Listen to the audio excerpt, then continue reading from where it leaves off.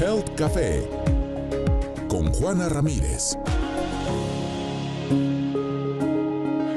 Las 2 de la tarde con 28 minutos está con nosotros en esta cabina mi querida Juana Ramírez. ¿Cómo estás, Juana? Muy bien, muchas gracias, Paco. Gustosa siempre de estar aquí contigo. Igualmente. Oye, pues es un mes importante, ¿no? El mes rosa. El mes rosa, el mes del cáncer de mama, el mes de los listones, el mes en el que los monumentos se ponen de rosa, en el que incluso en los supermercados hay un montón de productos rosa. Y la pregunta es, ¿y por qué? ¿No? Porque en realidad, cuando hablamos de cáncer en general, hablamos de más de 200 enfermedades, de 200 tipos de enfermedades. ¿Por qué tanto foco sobre el cáncer de mama? Pues ahí te va. En realidad el foco es porque del 100% de todos los diagnósticos que se dan en cáncer, en hombres, mujeres y niños, el 20% de todos esos diagnósticos corresponden a cáncer de mama. Es decir, locura, ¿no? 1 de cada 5 diagnósticos en cáncer corresponde a cáncer de mama. Entonces, es por mucho el cáncer con mayor incidencia en el mundo. Se estima, porque lamentablemente no tenemos un registro oficial de cáncer, pero con números de Globocan y otras instituciones, se estima que en el país se diagnostican alrededor de 25,000 nuevos casos al año de cáncer. Y lamentablemente hay más de 8,000 mujeres que en México mueren al año a causa de esta enfermedad. Que la verdad es totalmente evitables esas muertes, ¿no? Mira, la gran mayoría de esas muertes sí son evitables por varias razones. Primera, porque el método de diagnóstico incluye 2 cosas. La autoexploración, ¿no? En la que si las mujeres, las niñas, las adolescentes empezamos a conocernos desde muy jóvenes y a tocarnos, esto que nos han mostrado tanto a través de todos los medios de comunicación, siempre en el mismo día, siempre unos días después del ciclo menstrual, etcétera, podemos identificar bolitas, puntitos, cambios en la piel que merezcan ir a checarse, a consultarle al médico. Pero a partir de los 40 años es imperdonable, escúchenme mujeres que nos están escuchando en tu espacio, es imperdonable que a partir de los 40 años no nos hagamos una mastografía, que sigue siendo el único estudio, para que también, yo sé que hay muchas cosas luego en las redes, el único estudio validado para definir, ojo, ni siquiera cáncer de mama, para identificar que podemos tener una bolita o un cuerpo que luego habrá que hacerle una biopsia para identificar si se trata de un tejido maligno o de un tejido benigno. Entonces, está la herramienta de la mastografía. Hay muchísimas instituciones públicas en el país que tienen los equipos, lo que se requiere es un mastógrafo. Sin embargo, también en el sector privado y particularmente en esta época, Paco, hay muchas promociones, descuentos. Yo les digo a mis amigas, oigan, vale menos una mastografía que un manicure, entonces como que no hay excusa para que no nos hagamos un estudio. Ahora veía que en los hospitales del Grupo Ángeles hay un 40% de descuento en mastografías, ultrasonidos, en fin, creo que no hay excusa para programarnos la mastografía. Es molesta, yo sé que los hombres no se hacen mastografía, entonces con conocimiento de causa te cuento que sí es molesta, es un apretón, no es cómodo, pero siempre digo que es un apretón que te puede salvar la vida.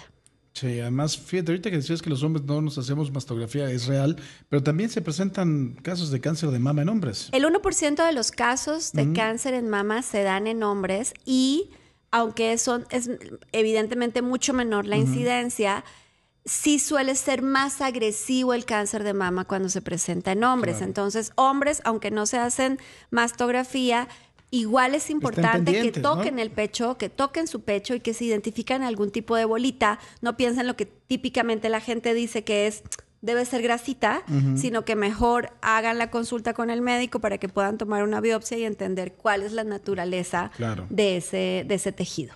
Y la verdad es que creo que sí tenemos todavía mucho por hacer. Creo que ha habido asociaciones en este país muy importantes que han tenido esa lucha desde hace mucho tiempo. FUCAM, en su momento la Fundación CIMA, que ya después cambió de nombre, ya no me acuerdo cómo se llama ahorita. Mira, en realidad también hay foco sobre el cáncer de mama, porque las mujeres sí tenemos este poder de agremiación. No conozco una fundación para el cáncer de próstata, pero si la conocen, escriban en mis redes y me encantará conocerla. Hay una, fíjate, porque yo siempre hago el No Shave November, que es para hacer conciencia sobre el cáncer de próstata. Y sí contactamos hay una y luego te la paso. Claro, sí. Pero fíjate que normalmente es más fácil que las mujeres se agremien, pidan ayuda. Y en mi columna de hoy en Excelsior, en el Arco de Juana, que los invito a leerla y a comentarla, hablamos de una relación bien interesante que es la genética y el cáncer de mama. Porque además hay un factor bien preocupante, Paco. Aunque en realidad esta es una enfermedad que se presenta mucho más frecuentemente en mujeres posmenopáusicas, o sea, es más frecuente que se presente a partir de los 50, 55 años.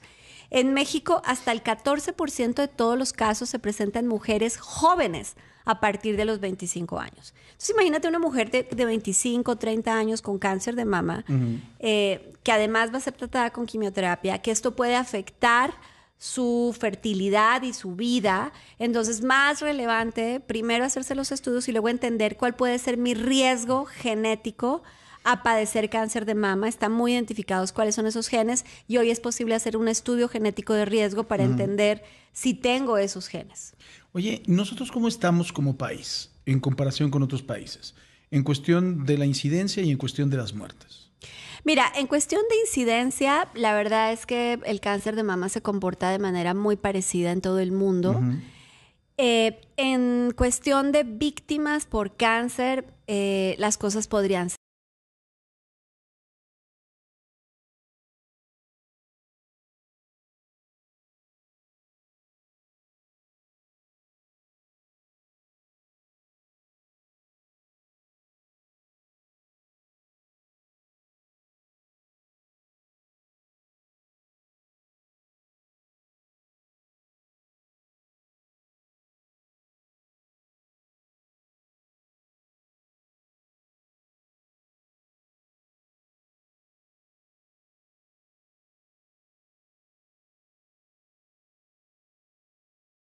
Suele ser mucho menor y por eso estas más de 8,000 mujeres que lamentablemente pierden la vida cada año a causa de esta enfermedad. Fíjate, también cuando estaba yo colaborando con algunas de estas asociaciones, me tocó ver algunos casos que no los podías creer. Por ejemplo, de hombres que no le permitían a la esposa ir al ginecólogo. Ah, sí, bueno, sigue siendo muy común en zonas rurales, incluso en ciudades pequeñas de provincia, que las mujeres también mueren a causa de cáncer cervicuterino, que en países desarrollados es una enfermedad del pasado, porque jamás se hicieron un Papa Nicolau porque no fue autorizada por sus maridos. Entonces, ustedes no le digan a nadie, váyanse al médico, chéquense, porque lo que está en juego es su vida y atender el cáncer requiere como primera línea que podamos identificar de la manera más temprana posible para que la esperanza de vida se incremente.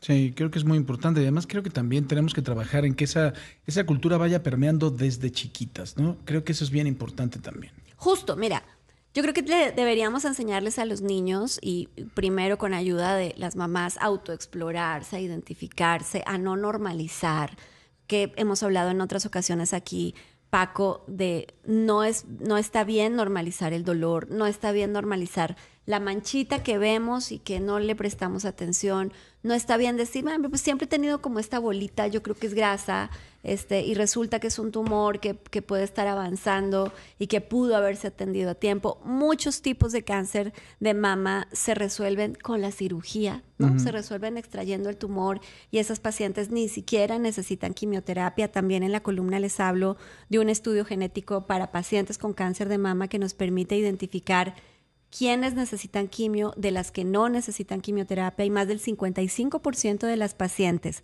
con cáncer de mama en etapas tempranas no necesitan quimioterapia. Pero para saber cuáles sí o cuáles no, hay que hacer un estudio genético para identificar en qué grupo se clasifican estas pacientes. Sí, la verdad es que es un tema en el que tenemos que trabajar y ojalá que sí, como todos los meses lo estamos haciendo, se haga mucha conciencia en México. Absolutamente, mucha conciencia, porque además cuando las mujeres se enferman, enferma toda la familia. Así que cuidar a las mujeres es cuidar de la salud de toda la familia. Totalmente. Pues bueno, que busquen tu columna, que busquen también tu podcast, ¿no? Ah, sí, claro. Además hicimos un Health Café de cáncer de mama la semana pasada. Entonces allí justo con un oncólogo toda la información necesaria para entender informarse y compartir con todas las mujeres de su familia la información sobre el cáncer de mama. Perfectamente. Querida Juana Ramírez, como siempre, un gusto tenerte aquí. Muchas gracias, Paco. Gracias. Nosotros vamos a hacer una pausa, las 2 de la tarde con 38 minutos.